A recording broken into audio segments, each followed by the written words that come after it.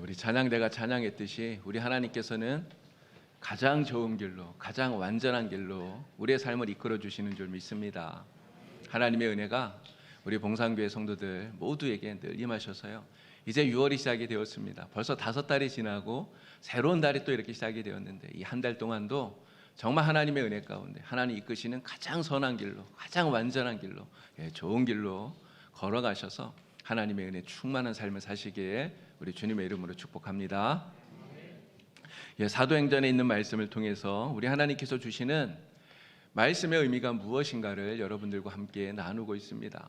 사도행전의 전체적인 구조는요, 바로 사도행전 1장 8절 말씀, 오직 성령이 너희에게 임하시며 너희가 권능을 받고 예루살렘과 온 유대와 사마리아와 땅끝까지 이르러 내 증인이 되리라 하신 이 말씀이 어떻게 이루어져 가는가를 보여주는 이러한 구조로 되어 있는 거예요. 근데 이것을 누가 이끌어 가십니까? 이것을 주도하시는 분이 성령님이에요. 그래서 사도행전을 우리가 성령 행전이다 이렇게 말씀을 하는 것입니다. 자, 예루살렘에 성령께서 임하셨더니 오순절날 이 성령을 받은 제자들이 즉시 밖에 나가서 교회를 전도했어요. 전도해서 거기에 교회가 세워지지 않았습니까? 예루살렘 교회가 만들어졌어요. 그리고 날마다 구원받는 사람들이 늘어납니다. 부흥이 일어나요. 그런데 이 제자들은 교회가 부흥하고 성장하고 점점 커져가는데, 그런데 밖으로 나가서 예수님 말씀하시는 대로 전도하러 나갈 생각을 하질 못하고 있었다라고 하는 거죠. 그냥 예루살렘 교회 안에만 여전히 머물러 있는 것입니다. 이 제자들이 만든 예루살렘 교회는요, 가장 이상적인 교회라고 말할 수 있어요. 가장 아름다운 교회라고 말할 수 있습니다. 정말 세상에 존재했던 그 어떤 교회보다도 가장 아름다운, 사랑이 넘쳐나고 교제가 가득한, 정말 모두가 함께 유유상통하는 이런 너무너무나 아름다운 교회를 만들었어요. 자, 그러다 보니까 이 교회를 이끌어가고 있는 사도들도 그렇고요, 또 그 교회를 이루고 있는 성도들도 그렇고 다들 이런 생각한 것 같아요. 그냥 여기가 좋사오니, 이렇게 생각하는 거죠. 여기가 좋사오니. 그러면서 그 교회를 떠나지를 못한다고 하는 거예요. 여러분, 지금 내가 있는 이곳이 정말 좋은데, 너무너무나 좋은데, 여러분 누가 여기를 떠나고 싶겠습니까? 사실 아무도 떠나고 싶은 생각이 들지 않겠죠. 자, 그런데 주님의 뜻은 전혀 다르다라고 하는 거예요. 예수님께서 제자들을 이끌고 변화산에 올라가신 적이 있죠. 이 변화산에서 어떤 일이 있었는지 여러분 생각해 보시기 바랍니다. 변화산에서 예수님의 모습이 너무나 아름다운 모습으로, 영광스러운 모습으로 변화가 되었어요. 근데 이 모습을 바라보는 베드로가 이야기합니다. 주님, 저희는 여기가 너무너무 좋습니다. 저희가 예수님을 위해서, 또 모세를 위해서, 엘리야를 위해서 여기에 초막 3개를 짓겠습니다. 그냥 우리 내려가지 말고 여기에 계십시다. 이렇게 이야기를 한 거예요. 여러분, 그런데 예수님께서 제자들에게 뭐라고 말합니까? 베드로가 그렇게 얘기를 했더니 예수님 하시는 말씀이 내려가자는 거예요. 내려가자. 어디로 내려가자 그럽니까? 산 아래로 가자는 거예요. 근데 여러분, 그 산 아래는 무엇이 있습니까? 정말 고통당하는 그런 백성들이 있는 곳이에요. 너무너무나 힘들고 괴로운 삶의 그 자리 속으로 주님께서 다시 내려가자 말씀을 하고 계시다는 거죠. 바로 이것이 우리 주님의 뜻이라고 하는 거예요. 예루살렘 교회가 정말 아름다운 교회를 만들었습니다. 세상에서 가장 이상적인 교회를 만들었어요. 정말 이보다 더 아름다운 교회가 없어요. 그런데 그렇게 아름다운 교회를 만들었고, 그리고 예루살렘 모든 곳에 복음을 전해서 예루살렘에 있는 사람들, 정말 많은 사람들이 예수 믿는 사람이 되었지만 거기에 안주하지 말라는 거죠.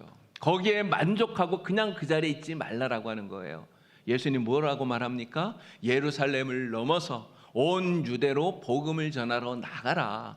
이게 바로 우리 주님의 뜻이라고 말씀을 드리는 거예요. 여러분, 우리는 언제나 주님의 뜻이 무엇인지를 잘 깨달아야 됩니다. 주님께서 우리에게 무엇을 원하시는지, 지금 나에게 주님이 원하고 계시는 그 뜻이 무엇인지, 우리 교회를 향해서 주님께서 가지고 계신 그 뜻이 무엇인지를 정확하게 바르게 알아야 돼요. 여러분, 왜 주님의 뜻을 알아야 됩니까? 주님의 뜻을 알아야만 오늘 우리가 주님이 원하시는 그 삶을 살아갈 수가 있기 때문에 그런 거예요.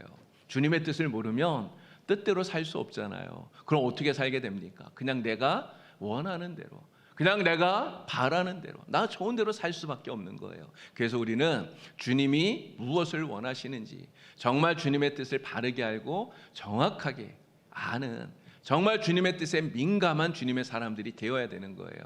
여러분, 그렇게 하기 위해서 뭘 해야 되겠습니까? 늘 말씀을 가까이 해야 되고요, 늘 기도해야 되고요.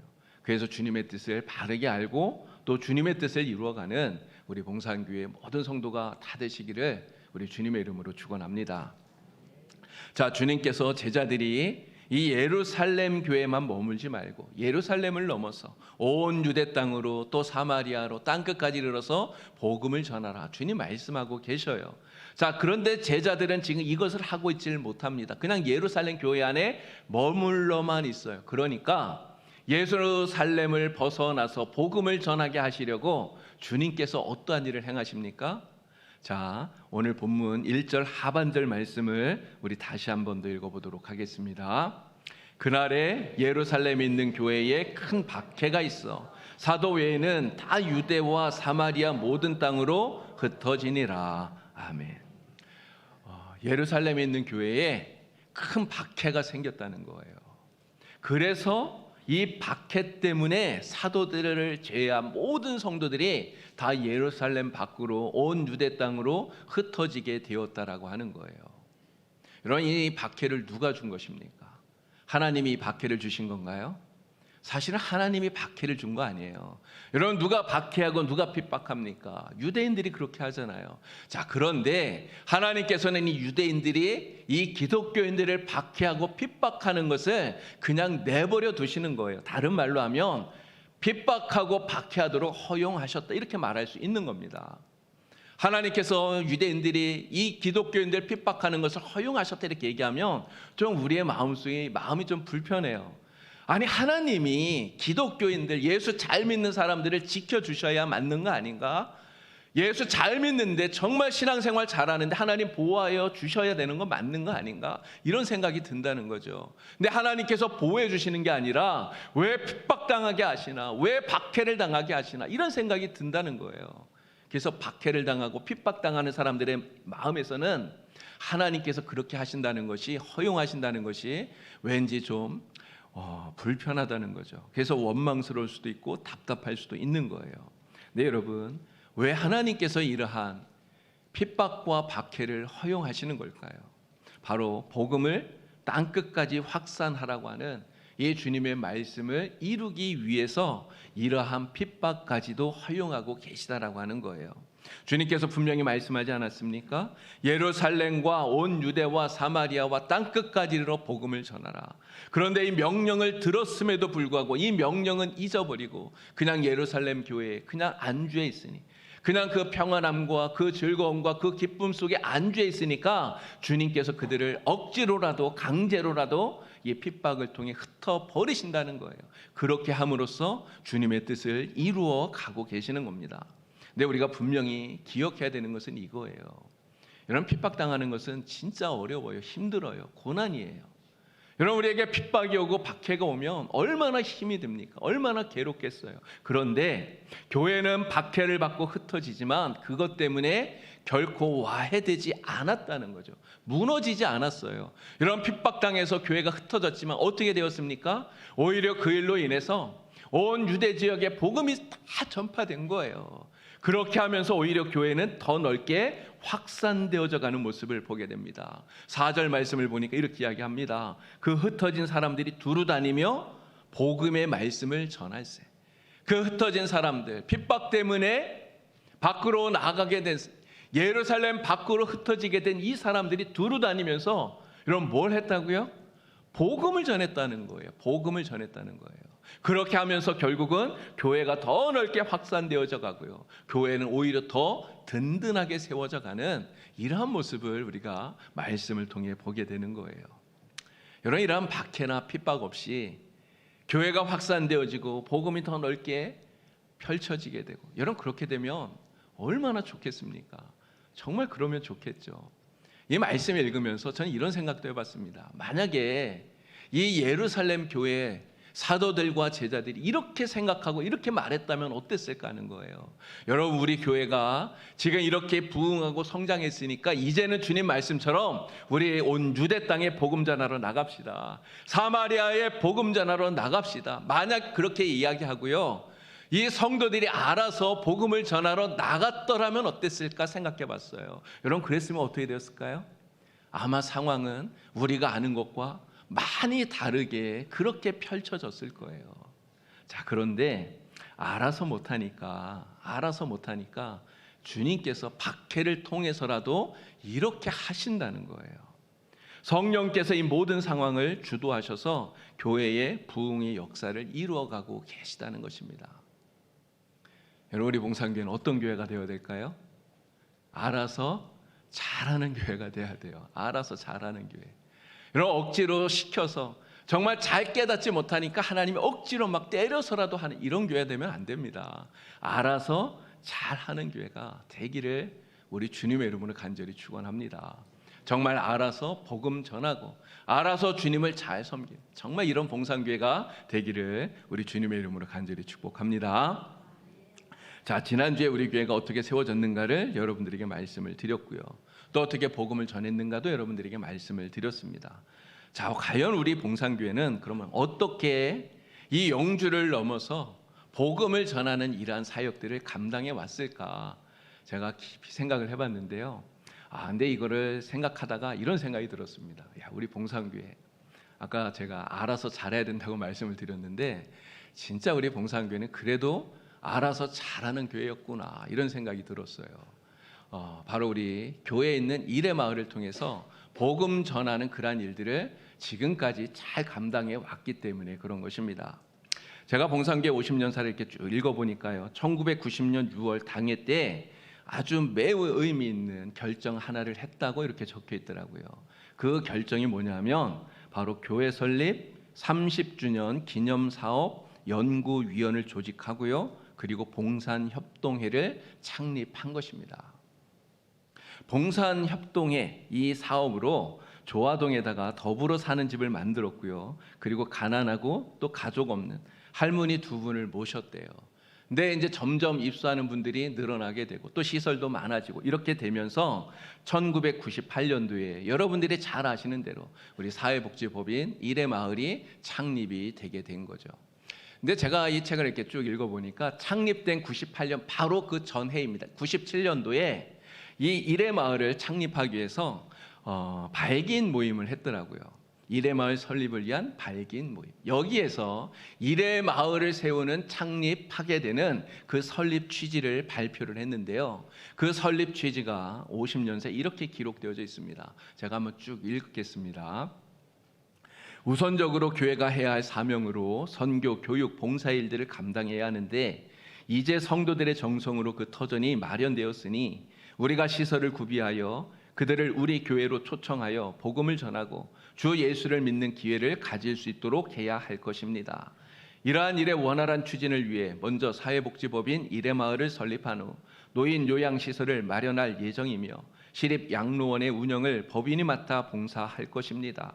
우리 교회가 이 지역에서 타 교회가 하지 않는 이러한 사업을 여러모로 어려운 상태에서도 추진하고자 하는 이유는 점차 노령 인구의 수가 많아지는 추세에 있으므로 그분들에게 복음을 전하여 한 영혼이라도 더 구원을 얻게 하고자 함이며 우리 성도들에게는 하나님의 말씀을 생활 속에서 실천하는 믿음의 장을 열어줌으로써 맡은 직분에 따라 성실히 봉사하며 하나님께 영광을 돌릴 때 하나님께서도 기뻐하시리라 믿기 때문입니다. 라고 쓰여져 있었어요.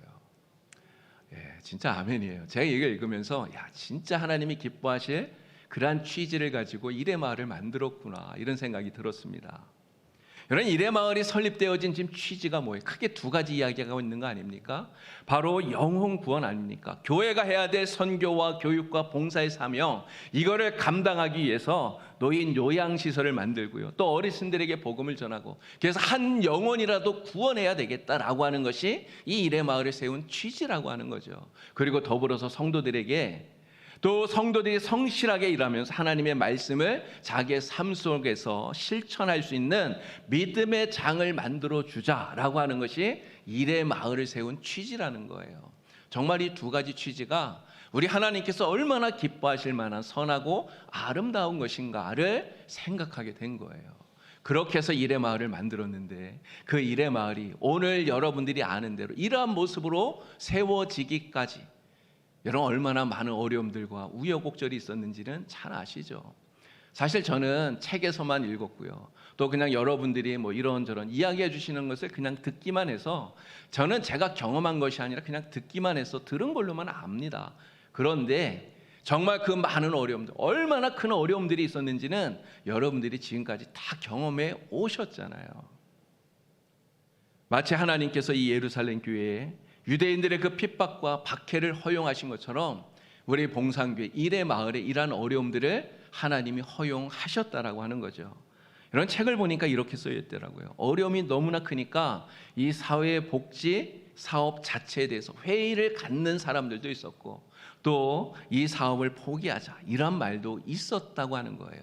자, 그런데 어떻게 되었습니까? 이러한 어려움들이 있고 우여곡절이 있고 많은 힘든 일들이 있었지만 그러나 결국은 여러분들의 그 기도와 정말 헌신과 또 하나님의 도우심이 있었기 때문에 그러한 어려움들을 다 극복하고 오늘의 일의 마을이 만들어지게 되었다는 거죠. 저는 오늘 이 말씀을 준비하면서 이 일의 마을이 지금 예수님께서 예루살렘을 넘어서 온 유대에 복음을 전하라 이렇게 말씀하시는데 이 말씀하고 도대체 어떻게 연결이 될까를 진짜 곰곰이 생각을 해봤어요. 어떻게 연결이 될까? 여러분 사실 우리나라는 어떻습니까? 우리나라는요 전국 어디를 가든지 교회 없는 곳이 없어요. 산골 마을에도 다 교회가 세워져 있습니다. 그래서 그 교회들이 그 지역의 복음을 위해서 선교를 위해서 정말 애를 쓰고 있어요. 여러분 이러한 상황 속에서 온 유대 땅에 복음을 전하라라고 하는 이 말씀을 우리 봉산교회가 이 영주뿐만 아니라 타 지역에 가서 거기서도 전도하자. 여러분 이렇게 말하는 게 과연 맞을까 이 생각을 한 거예요. 여러분 그러면 온 유대 땅에 복음을 전하라라고 하는 이 말씀을 오늘 우리가 어떤 의미로 받아들여야 되겠습니까? 어떻게 이해를 하면 좋겠습니까? 여러분 여기에서 말하는 온 유대 땅이 누구입니까? 온 유대 땅에 사는 사람들, 바로 복음을 전하라고 하는 이 말씀을 들었던 제자들과 같은 핏줄을 가진 사람들이에요. 같은 피를 나눈 같은 민족, 같은 사람들, 바로 그들에게 복음을 전하라라고 말씀하고 있는 것이죠. 그렇기 때문에 너희와 같은 민족인 유대인들에게 복음을 전하라라고 하는 이 말씀, 예루살렘을 넘어서 온 유대 땅에 복음을 전하라고 하는 이 말씀을 저는 우리와 같은 핏줄을 가진 내 가족, 내 친척들에게 복음을 전하라고 하는 주님의 말씀이 아닌가 이렇게 생각이 되었어요. 그렇게 이해할 수 있다라고 하는 거죠. 네, 이렇게 생각을 하니까요. 온 유대 땅에 복음을 전하라라고 하는 이 말씀이 일의 마을하고 연결이 되더라고요. 여러분 일의 마을이 세워진 가장 중요한 목적이 뭐라고요? 한 영혼 구원이지 않습니까? 한 영혼 구원. 일의 마을에 입소해 있는 어르신 한 분에게 복음을 전해서 여러분 그분이 복음을 받고 예수를 믿게 되면 어떤 일이 벌어집니까? 그분을 통해서 그분의 가족을 전도할 수 있어요. 그분을 통해서 그분의 가족뿐만 아니라 그분의 친척들, 친족들에게도 복음을 전할 수 있는 그러한 기회가 만들어지게 된다는 것입니다. 작년 추수감사주일에 다락원 실버텔에서 거기에 입소해 계시는 어르신들 5분에게 세례를 베풀고 또 그곳에서 성찬식을 했습니다. 작년에 보여드렸던 사진이에요. 근데 그분들에게 이렇게 세례를 주고 또 성찬식을 함께 하면서 정말 얼마나 감동을 받았는지 몰라요.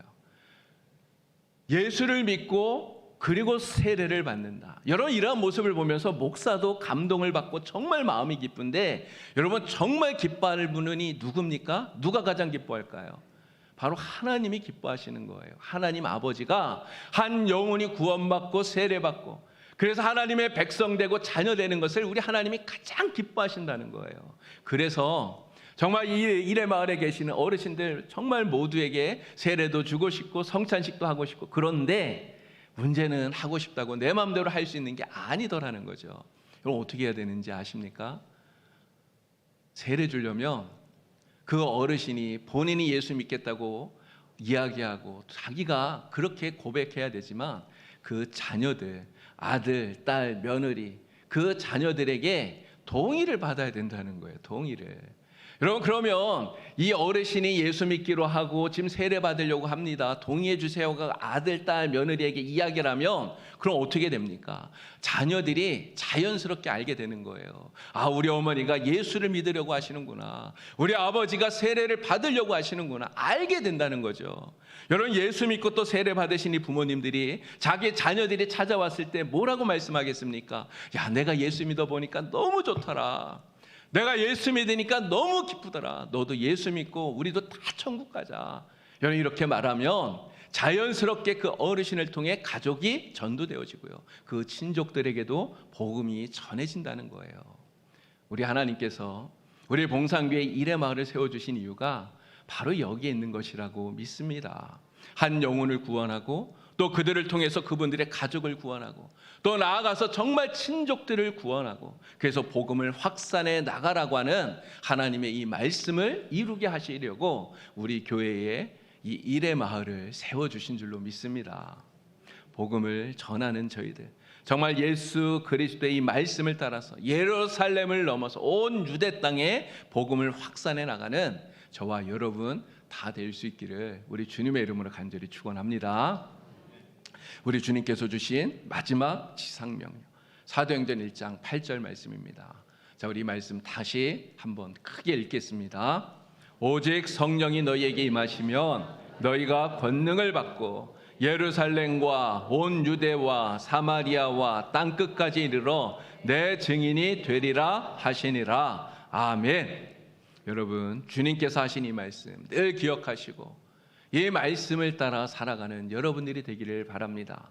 주님은 예루살렘에만 복음이 머물지 말라고 이야기를 해요. 온 유대로 그 복음을 확산시켜 나가라고 말합니다.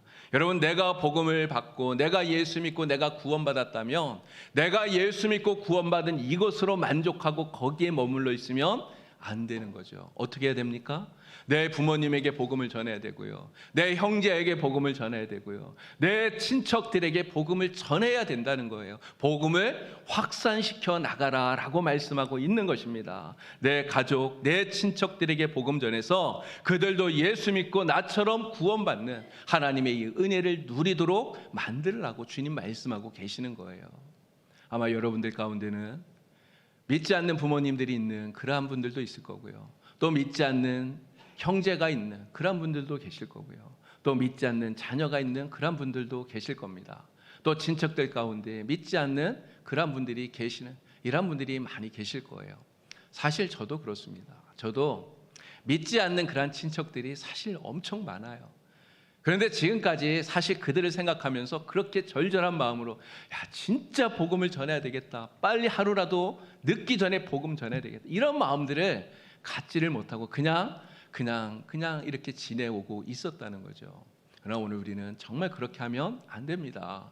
내가 구원받고 내가 예수 믿고 천국 가는 그 기쁨을 누리는 그 이상 정말 주님이 내게 주신 이 복음을 내 가족, 내 친척, 정말 나의 가까운 이웃들에게 우리는 복음을 전해야 되는 거죠. 이것이 바로 예루살렘을 넘어서 온 유대로 복음을 전하라고 하신 주님의 말씀인 줄로 믿습니다. 특별히 우리 봉상교회는 이 일의 마을을 통해서 일의 마을에 계신 그 어르신들 한 분 한 분에게 복음을 전해서 그분들이 예수 믿고 천국 가는 것뿐만 아니라 그분들을 통해서 그들의 가족이 구원받고 예수 믿고 천국 가게 되는 정말 친척들에게까지 복음이 전해지는 이러한 선한 사명을 온전히 감당해 나갈 수 있게 되기를 바랍니다. 그래서 하나님께서 우리에게 주신 이 일의 마을을 통해 정말 주님이 주신 이 귀한 사명 날마다 잘 감당해 나가는, 그래서 우리 하나님을 기쁘시게 하는 우리 봉상교회 되기를 우리 주님의 이름으로 간절히 축원합니다. 기도드립니다. 하나님 아버지, 우리 봉상교회에 하나님께서 일의 마을을 세워주신 것 참으로 감사합니다. 하나님께서 한 영혼을 구원하시고 그들을 통해서 그들의 자녀들, 그들의 가족들, 또 그들의 친척들까지 주님께서 구원하고자 하시는 하나님의 선하신 뜻을 가지고 이 일의 마을을 세워주신 줄 주여 믿습니다. 하나님, 우리 봉상교회 모든 성도들이 함께 기도하며 이 일들을 잘 감당케 하여 주셔서 이레마을을 통해 복음이 확산되어져 가는 은혜의 역사가 일어나게 하여 주시옵소서. 하나님, 특별히 우리 성도들 모두 다 또 내가 구원받은 것, 내가 예수 믿고 천국 가는 것, 이것으로 만족하고 기뻐하는 것이 아니라 예수 믿지 않는 내 부모님들, 내 자녀들, 내 형제들, 친척들에게 정말 복음을 전할 수 있도록, 그래서 하나님, 나로 말미암아 우리의 친척들 모두에게 복음이 펼쳐져 가는 놀라운 역사가 일어나게 되도록 하나님 인도하여 주시옵소서. 예수님의 이름으로 기도드리옵나이다. 아멘.